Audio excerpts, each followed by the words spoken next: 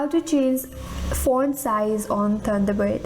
Hi everyone, this is Kate and welcome back to another video, and on today's video we will learn how we can increase the font size on or change the font size on Thunderbird. So without further delay, let's get started. First of all, you have to open up Thunderbird on your device. After that, navigate to top right corner and click on the three-line icon. From this mini box, as you can see, there is an option as font size.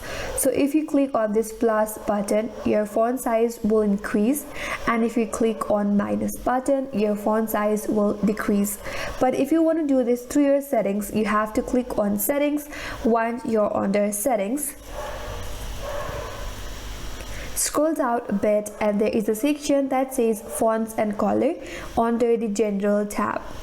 So here, if you would like to increase your font size, click on this drop down, and from here also you can increase the font size and it will be saved automatically.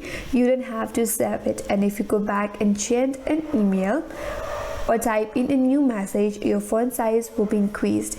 And that's all for today's video. Hope this video was helpful, and if you're new to our channel, consider subscribing. Thanks for watching and stay tuned for more videos.